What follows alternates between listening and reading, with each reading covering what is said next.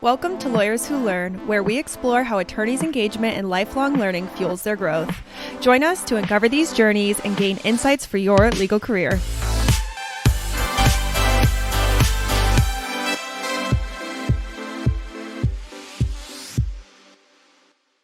Tom, welcome to Lawyers Who Learn.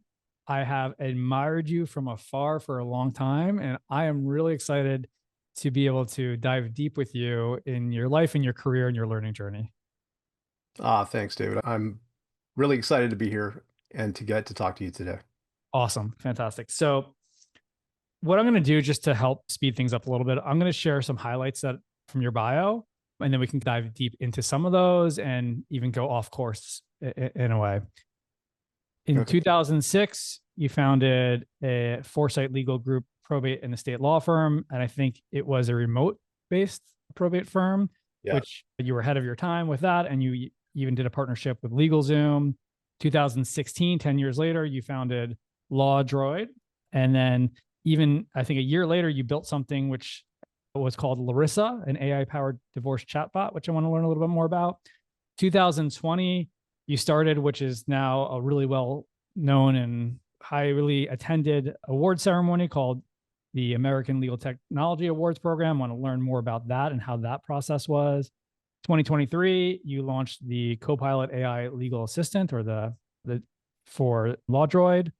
You started teaching a course, which I love, in 2024 at Suffolk County Law School on the topic that we would guess on AI. You are now doing consulting for deep legal AI transformation, which is super important, which you started this past year. And you're also now appointed on the ABA Center for Innovation and Governing Counsel. In addition, you have hosted, a thing started in 2024, a virtual LawDroid AI conference that you've done the past 2 years. That's a lot that you do on different areas. And there's a lot of learning. So this is Lawyers Who Learn, is how you've learned and grown throughout your career, is also how other attorneys are learning in the AI space. But is there anything that I missed that you think we should add on there? Or did I think I covered most of it? No, you did your research. Fantastic. All right. Before we dive into any of this, let me start with this question, because you have your own podcast. You're on a lot of podcasts. Is there any topic that you wish you were asked about that you don't get to dive into enough when it comes to your learning journey? That you talk about AI a lot, you talk about your story of how you got to where you are, but that you would rather talk about this, and you want to give you opportunity. And if not, we can dive into anything, but I just wanted to see if there's anything that jumps to mind there. Well, the first thing that jumps to mind is my family. They're the reason why, and that's why one of the things on the podcast that I do, I like to get into people's origin story and talk a little bit about their roots. But yeah, that's one thing. So if I love that, and I can relate to that because I took my family, moved abroad for 2 years just to spend more time with them. So if we could, I would love to better understand your origin story of your roots with your family. Where is a good place to start? Wherever you want. From my research, you started coding at 11, right? You were early on in that field. You grew up in LA, correct? Yes. So tell me, why is it important to understand the family and someone's origin story? Like, why do you talk about that on your podcast? I mean, one reason is that I think it's a very accessible way for people to get into these ideas, because we could all relate to family and early influences and things like that. And for me, both of my parents were instrumental. My dad was a barber for over 40 years in Glendale, California. She started off as a administrative assistant at Cal State Los Angeles University, but then she became a Avon manager and became the #1 manager in the country and got a trip to Greece. And she was a expert salesperson and manager, but fundamentally she was just really good with people. Like, she was able to connect in a very genuine way with people and bring them together to achieve like a common goal and good. My dad was just a very thoughtful guy, a philosopher, barber, and he would read a ton. He didn't have, neither of them had a university degree, but he was extremely well read and happened to be friends with Vincent Bugliosi, the famous Los Angeles prosecutor who brought Charles Manson to justice. And like they're instrumental, inculcated in me the idea that you could do anything you put your mind to. And yeah, I owe everything to them. First of all, thank you for the beautiful description of what they've done and how I love the philosopher barber mindset. Yeah. Was that introduction to that famous attorney your introduction to law in some regard? Like, what was the connection? Yeah, it was. I would say that he was an early influence and like what is law? What is this thing? And getting an idea of what that world might be about. Yeah, and as far as the technology, like early on, my preschool was up the hill from where my mom was working at Cal State LA. And when the preschool let out, I would walk down the grassy quad that they had to my mom's office and make paper airplanes and tape them together and make like big spaceships and stuff. And I was probably a nuisance around the office, but there was an audiovisual guy, AV guy, Alvin Kano. And at the time, he must have been in his early 20s or whatever. But he got really excited because he got a computer in and he wanted to show me what it could do. And so it was an Apple II. And he was showing me how you could play, I think it was Asteroids on it at the time. And I was just fascinated as a preschooler. This is so cool that it just really took me. So you had that early introduction to, I had my first Apple II CE as well. I guess it was 1980, 84, 83 when I got my first one. Yeah. And I've been hooked a little bit since. Where, as you grew up, how did you first generation college, then first generation law school? Yeah. Can you just looking back, what's the story of how you ended up? Because you said your dad always said he wanted you that education. Just trying to fast forward to like graduation day of law school and looking back, what was the story that if you had to look back on that story, what did that sound like of how you went from the Apple II CE to there? And it's a big question, but just trying to get to a little bit of a bridge to where you are right now. Well, law school graduation, I have to say, and actually my fiance, Miriam, was also with me at at my law school graduation. It was a wonderful moment. It felt victory, not just for me, but for my family to have come this far. Yeah, my dad, he was born in Albuquerque, New Mexico. My mom was born in San Antonio, Texas, and they had humble beginnings. And so it felt like a victory. And then to be at the beginning of a new life with my wife. To me, my dad was in the exact position you were. I'm second generation.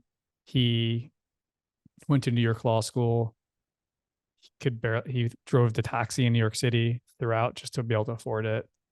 It's funny because his graduation story was a little bit different. Like they went out to lunch with his family afterwards.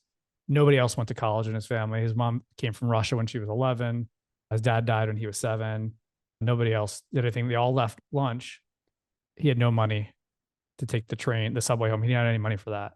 He was too embarrassed to tell anybody. And so that was his beginning of, okay, now he was so proud, but it was just like an interesting moment. So like when you were sharing that story, I was reflecting back to that journey. Yeah. I'm going to do a hard turn. Okay. Okay. Just to today, a moment. And I'm going to go back and forth just to shake things up a little bit. However you want to.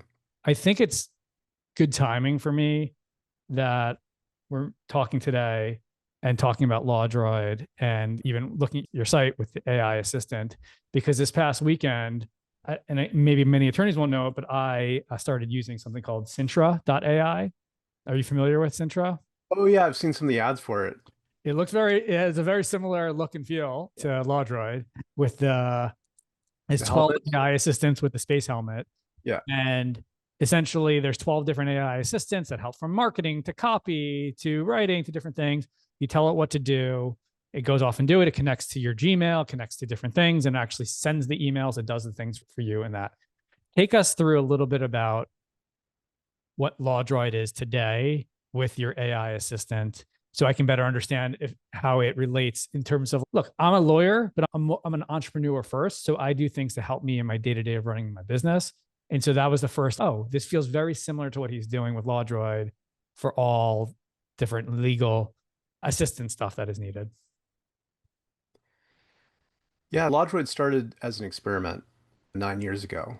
I was excited about what Joshua Browder was doing in London as a teen. He was using a chatbot to help people get out of parking tickets. They do not pay. Yeah, do not Yeah. pay Josh Browder. And I reached out to him. I learned about chatbots, and then I created my own where it just asked a few questions and it helped people to incorporate a business in California because even 9 years ago, crazily, California was still paper-based and they didn't have an online solution where you could just incorporate a business. Now they do. Partly because of what we were doing, they also have a chatbot now on the state website. But it like the traction. See, the thing is, I'm a big believer in experimentation, learning through experimentation, because putting it together, getting it out there, I got invited to Stanford Codex to present to them what I was doing. And the kind of reaction you feel the pulse of how people are reacting to it. And then you know whether or not you have something, whether or not it's worth pursuing. And because it's not just your family or friends telling you something, it's like people outside that are like validating it. And so then I decided this is what I want to do. I love it. And it's a great way of combining two things that I love together and created a company out of it. And mostly the bread and butter has been working with legal aid organizations, courts, state bar associations to create chatbots for them that help them to scale to help more people. It's really a perfect marriage with them because they can't throw enough bodies at the problem. They don't have enough of a budget, and this helps them to do that. And so the two products that I offer to lawyers and law firms, LawDroid Copilot and LawDroid Builder, are an extension of that, where I try to make it as simple as possible and easy as possible for them to create their own things using a no-code builder and just pre-programmed prompts for them within Copilot. And I've learned a lot from that too, because the lawyers give me feedback, and then I can incorporate that learning to build more and better. Like to your point, experimenting and building, like there's many different conversations that I can have with you here and offline of how you built this and how you're constantly going through this and where the project is today. What is the target for it? Small to mid-sized firms, small attorneys. You'd mention the courts, but when you go to the site, it seems like it's geared towards practicing attorneys.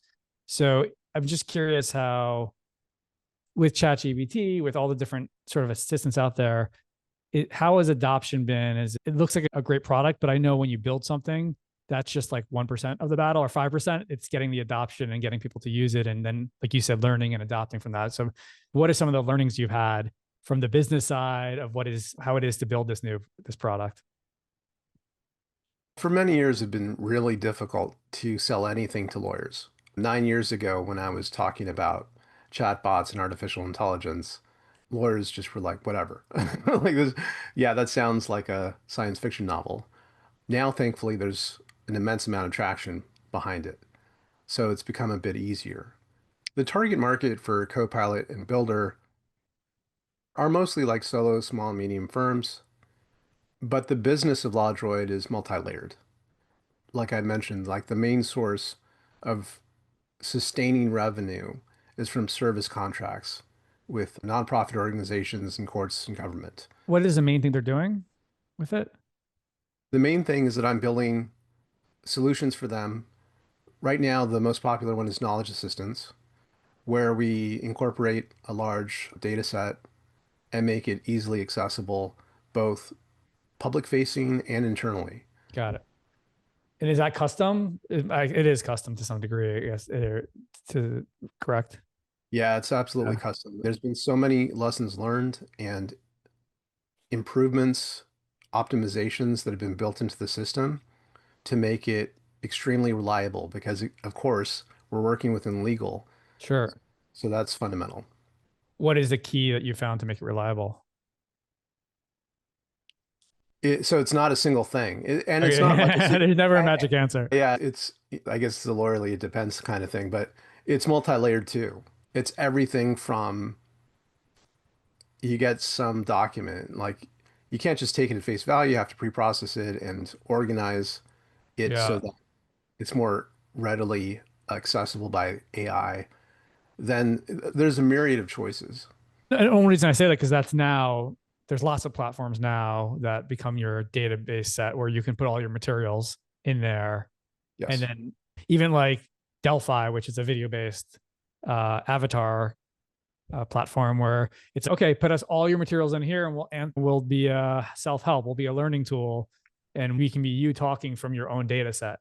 And so, do you find you were ahead of the curve, but now there's more and more platforms that actually have this type of thing that attorneys are now getting more used to, that this is more common to do? Like I think a dream would be every lawyer and every law firm has their own data set, whether it's an avatar or a help or whatever that is, that they can help clients with 90% of the questions that they might have to answer them. To me, that's such a no-brainer. Yeah. And is that like where you're trying to get to with this? Not necessarily. Yeah. I'm going where the journey takes me. Yeah, for sure. So I've been bootstrapped and profitable this whole time. I haven't taken outside investment. And that means that a couple of things, like one is that growth is slower, but at the same time, I get to control where we're going. And I don't have a stopwatch ticking in my ear that things have to be done on a certain schedule, which makes it more flexible and I think organic, especially in this environment where Yeah, things are changing so quickly. You don't place one bet. You get to place many bets over time. And that, almost like a calculus curve, is like fitting a natural progression of how things are playing out versus if you're venture backed, you got to place a for bet. sure. Yeah. And you keep yourself like in different categories of your professional and personal life, or professional life. You're not just doing one specific thing. You're very fulfilled in different areas and very busy. What, in terms of like your where you are, like in your probate firm, what is that like? Is that where you spend most of your time, or is it more at LawDroid? Like how do you divide your time from all your projects? Yeah, it is a challenge, but most of my time is devoted to LawDroid. I do mostly management, high-level management, financial stuff for my law firm. And that's because I've developed a great team. Yeah, And so I have three attorneys who work for me, and together they manage most of the day-to-day, and I check in on the stuff that's critical. But it has allowed me to focus more on LawDroid, and also like some of the stuff that I do with LawDroid helps the firm in terms of for like sure. tech and automation. Yeah. Are you just focused in California, or more beyond that for the probates? So my law firm, Foresight Legal, is just California. Okay, got it. Anything interesting or worth sharing that you've learned running a remote probate firm for all these years, and even in probate or estate planning, that would be of value for attorneys because who are actually thinking about or running an estate firm? We've had a couple guests who we've had Hello Divorce. That's not estate planning, but she told a great story. We've had two estate attorneys who've shared their stories of building either online classes or just helping simplify it during COVID. So I was just wondering if there's any learnings you can share. By the way, love Erin. She's Yeah. amazing. What a great product. What a great mission and a great product. And yeah, as to what I learned, if anyone out there is running a transactional practice, it's a no-brainer. Do it remote. There's no reason why you should be paying the overhead of having an actual office. It used to be back in the day when I first started, hung my own shingle out, that there was a bit of a bias towards, oh, you don't have a real office? You're what? You're working from home? Like that was, I think that's mostly gone away. And if it hasn't gone away, then maybe you don't want those people for clients. Yeah. But I think post-COVID, everyone's pretty comfortable with it. And just the amount of savings in terms of overhead for anyone out there is immense. Do you know Bo Atkins? Yes. He was also a guest on here, and he was inspired to build it through scaling up and through entrepreneurs organization, a remote practice, and his own personal life story. So certainly he did a really great job on sharing how he did that as well. Yeah, Bo's amazing. I love him. And I know you've been doing a podcast longer than me. I love interviewing. It's the best way to learn, right? Diving deep, asking any question you want to really interesting people, and then helping you connect the dots. How has running your podcast, first of all, when did you start it?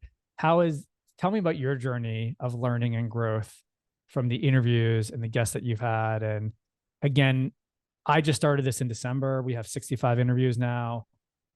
I know other attorneys and other people are thinking about starting podcasts, but are not sure of the path. I would love to hear your learning and growth journey there. I started as far back as 6 or 7 years ago, but I did take some time between that initial foray into podcasting and like LawDroid Manifesto.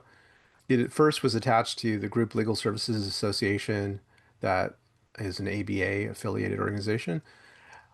But what it did for me at the time was a win-win all around. Like I was newer at the time to the legal tech community 8 years ago, and I started to meet these amazing people. And you know how the community is like, it's pretty tight. Everyone knows each other. And I had the opportunity to interview some people and get to know them better, like Sam Glover. That was amazing. Yeah. And so just you're totally right on. Learning new things, how people that you respect and admire, like how they did what they did. And yeah, there's lessons learned about how you could apply it in your own life. And also just the very act of it, like brings you closer. How often are you doing interviews? Right now, I'm publishing a new podcast every week, and I really enjoy it. Going to keep doing it. Yeah. It's so interesting. Again, looking from afar, you have so many different skill sets that usually don't go together. Developer, lawyer, communicator, event planner, all these things, usually there's different types of people that go through that. Let's dive a little bit into something that I've actually never attended it, but I've always known about it, is the Legal Tech Award. What is it? It's called Yeah, the American Legal Technology Awards. Yeah, American Technology Awards. You were one of the co-founders of it, correct? Yeah, me, Cat Moon, and Patrick House. So can you tell us the origin story of that and how it started, how you grew it, and how you go through that process? Because that can be a whole interview in itself on that evolution. Yeah, happy to. It started because a project that I had worked on with Patrick Palace, we got nominated for British Legal Technology Award. And so we were in London and we attended their awards that are an amazing thing that it's put on. It's such a high class, like that you would expect from Brits putting on such an awards gala. Black tie. They had a comedian present at the beginning who was like the MC, and it was all just very glitzy, like the Oscars of British legal innovation. And Patrick and I, like after that experience, we looked at each other and were just like, why don't we have this in the United States? And so that was the inception of it. And bringing that to the United States, and now more broadly, the Americas, we even have nominees from South America now. So when we say American Legal Technology Awards, we mean more broadly nowadays. But that was it. And it was really that. And Kat is a friend, and it just made perfect sense with her background at the law school at Vanderbilt to bring that together and really from the ground up, like celebrating our community and celebrating people's accomplishments. And then we were fortunate enough to be able to make it happen with some sponsorships from ARG Legal, Clio, and also now 8am, Affinipay, Oh, to actually make that happen. So it's just been a real wonderful thing. who an idea is one thing, execution is another. And I get things start small and they grow from there. Now it is an enormous event. Who manages it? Is there an event? Did you finally hire a company that does the whole process? How involved are you? Because I'm just trying to think about your time, your focus in terms of the day to day and the focus of the event and where you spend your time. Yeah, so I'm hoping that next year we'll have an event planner that's more actively involved. I still do most of the organization of the actual event. I put together even the run of show, which has a minute by minute breakdown of how everything plays out, and I typically run the show at the event. So I'll be sitting in the back at the AV table with the AV guy and the DJ and everyone, and just running the show like a director or something. I could say that later, like in life, I've come to learn about myself that maybe ADHD could be applicable. It might be a curse, it might be a blessing. But yeah, like I get my hands into a few different things and I need to delegate more, most likely. The last event, how many people attended? The last event, I believe, was around 140. 140. And it's a full day or it's a half a day? Or just the evening event. It's an evening event, correct? Yeah, it's an evening Okay. event from 6 to 10 p.m. But I think And we went to 11 this past. and Yeah. anyone can nominate anyone for a category. Is that how it works? Anyone can nominate anyone. There's no fee to nominate someone. We just want to hear from the best and brightest and see what Yeah. they're up to. And who are the judges? The judges are amazing, and we couldn't do it without them volunteering to do it. It's leaders of legal tech entrepreneurs. It's also university professors. It's judges, literal judges, lawyers, professors, just every walk of the legal community come together and volunteer their time to pick out who the winners are. And if I recall, it's actually a black tie affair, correct? Or at least people are dressing in black tie to it. Yeah, it is. It's not strictly enforced, Yeah, obviously. for sure. And most people dress up really nicely, and it's just it's a nice excuse. Some people call it law prom. You, if somebody else is inspired by this and wants to do their own awards type thing, what would be some learnings or growth that you've learned over the years that can help them accelerate their mistakes or skip some of the things you did so they can do it? Or would you say avoid at all costs based on what I've learned so far? No, I'm a big fan of people pursuing their passions and dreams, and I think maybe getting more people, like delegating more in terms of getting additional help. Some things you don't think about are just like how far in advance you need to plan, securing a location. There's so much minutia and Yeah, for sure. yeah, and details of how you need to time things. But if any of you are thinking of it out there, feel free to look me up. I'd be happy to give you some insight. The amount of relationships that you must have formed and built just from this conference alone. Tell us about that journey because life is, to me, interviewing a podcast is forming relationship if you're able to get to know somebody better. Running a conference, of course, is getting to know a lot of people.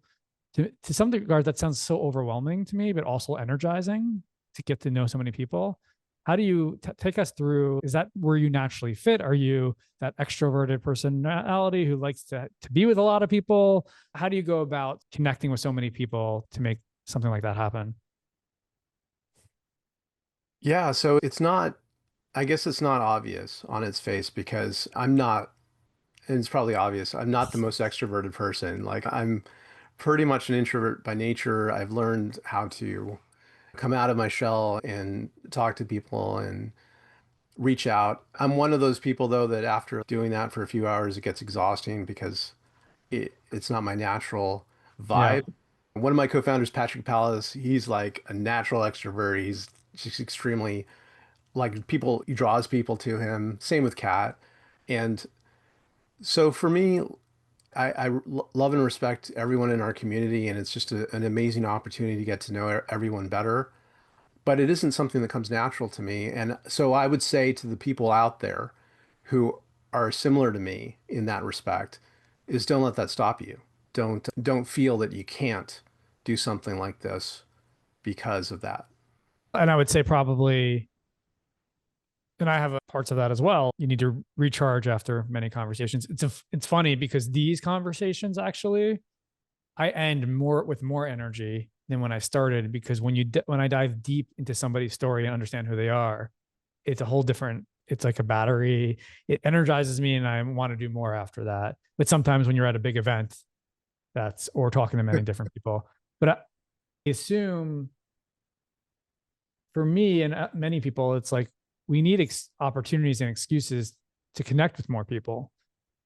And so you took it to the next phase where you, as a way, I guess, as promotion for your product and another learning opportunity, is you did the LawDroid AI conference in 2024.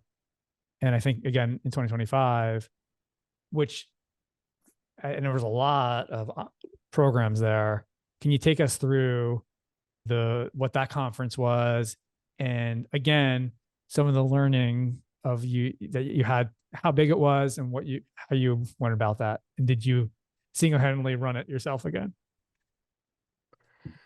I actually did get help for that one. And he's an amazing guy. Austin helps me with that. And he's just an amazing, like very balancing, peaceful energy that he just takes it up such a notch where the professionalism that it imbues the whole event with, like everyone who participates, the speakers and the people doing workshops, they just feel really taken care of. And that's really important. But just like the awards, it's a virtual event to start with. The American Legal Technology Awards started off virtual for the first 2 years. This is the first 2 years virtually, probably still going to do it virtually next year. But the first year was only a day for the LawDroid AI conference. This year it was 2 days, because one of the pieces of feedback I got was people wanted more hands-on, like workshops and learning like that. And so I added on the second day to do that with 3 different workshops. And then we also added like 10-minute tech talks so more people could participate and talk about what they're up to. And it was just amazing, like the amount of enthusiasm and again, bringing the community together to talk about what they're working on, what the latest ideas are. And then we also had a bunch of companies doing demos about their products.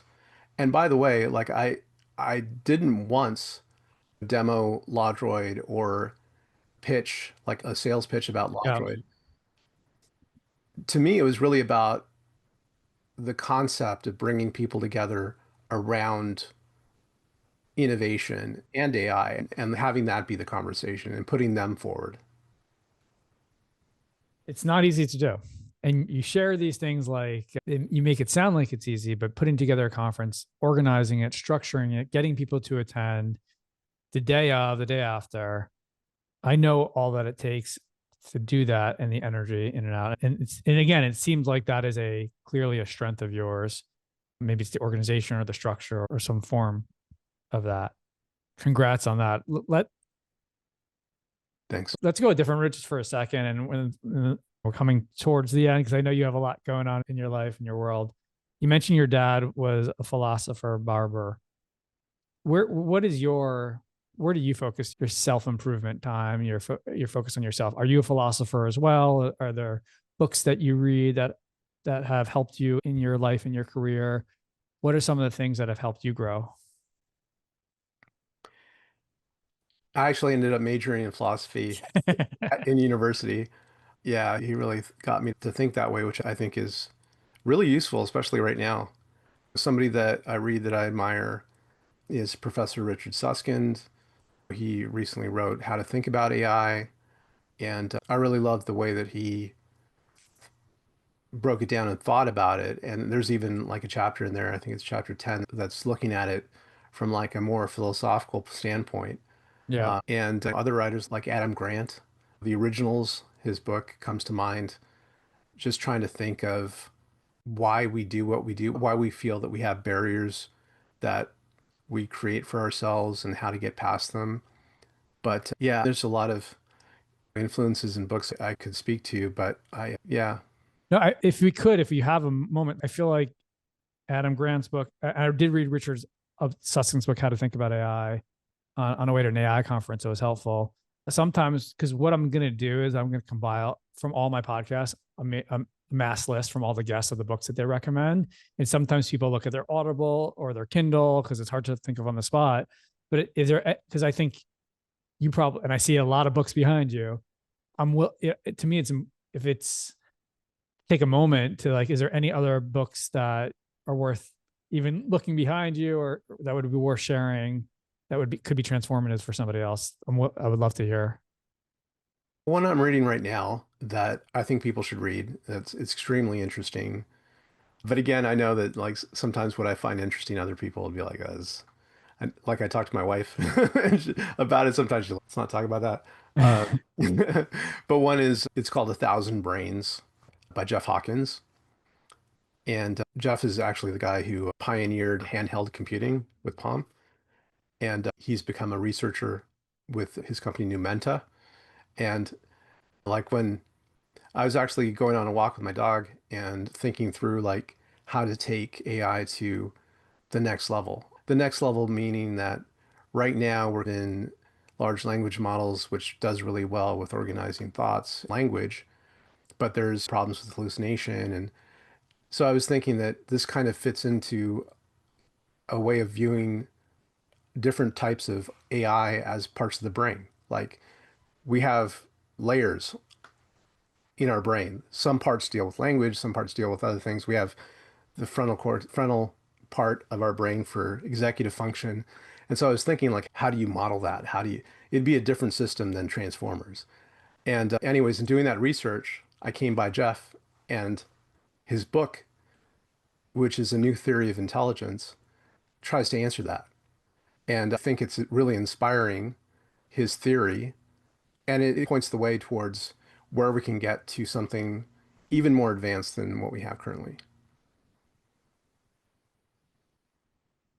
I won't go, that can go into a whole nother can of worms of conversations, but certainly, yeah, the fact that we don't truly understand how LLMs go through and get the answers that they do is right. Is that correct? That we know what they're doing. They're doing zero. They're doing a lot of, they're doing the questions a lot, but we don't know how they end up at the answers that they do in their things. And when they give you whatever the answers that they give or how they grow and learn, we know they're constantly testing and learning and growing, but the magic that's inside there is a little bit unsure to us. The methodology is clear, like the transformer technology is clear, the type of prediction and formulas that guide that prediction that's clear. But I think the black box about how in a particular instance it reaches a particular prediction may not be as clear in the fact that it's a dynamic system where you could ask it the same question minute to minute and might answer slightly differently. That's true. And it's definitely something we need to tackle. But there's a lot of work and a lot of people that are incentivized to solve these issues. And there's already some promising developments, including the stuff that Jeff Hawkins is working on.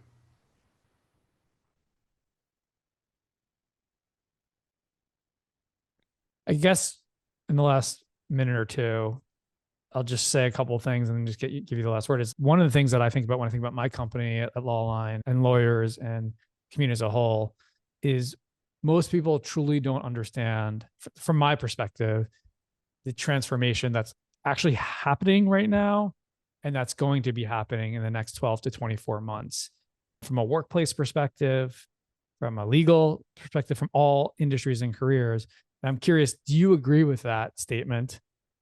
And I know there's a lot of buzz about it, but still, once you start discovering things and the automation that's happening and jobs that are going to change or be replaced, do you see there's going to be a moment where it's going to become that mainstream where everyone's going to be like, oh my God.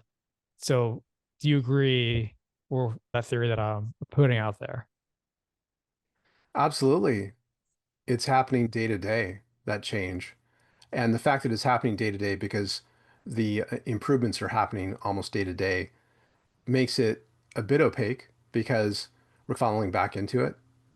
And one of the things that I like to do is I put out daily news summaries and my takeaways about what's happening every weekday in AI. And it keeps me grounded in seeing some of the changes that are happening. You're absolutely right that it is affecting employment of junior employees. It is affecting knowledge workers across the board. It is going to change how we work and what the day to day is totally. And we're finding out daily how that's changing. I started the interview also by saying, what is a question that you don't get to ask a lot that you would wish you could ask more? And we talked about your origin story and your family. So I'm going to end by asking, is there anything that after this interview has been done that you thought we were going to talk about or you wish we talked about that we can end on of, okay, here's a topic I just want to make sure we cover before we end, just based on all the things that we discussed. Is there something that comes to your mind?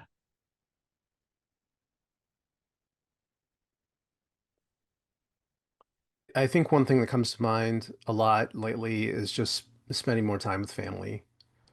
And despite doing all these things, that's really that's my touchstone. And I really, at some points, I spent too much time on this stuff. And that's a bit of a regret that I have, is that I do a lot and I wish that more of it was spent with my girls. And I try to make that better, and I love them a lot. How old are they? So my two girls, Julia and Maya, they're 18 and 23 and off to university now. Maya actually just started her first day at university today, Wow. and I'm so proud of them. And yeah, they really are the reason for all this. And yeah, I'm just looking forward to what they're becoming. I appreciate that. I have two seniors in high school and a seventh grader. And you cherish I realized this past Labor Day in the US was the last Labor Day I would have with my seniors before next year they'll be in college on Labor Day.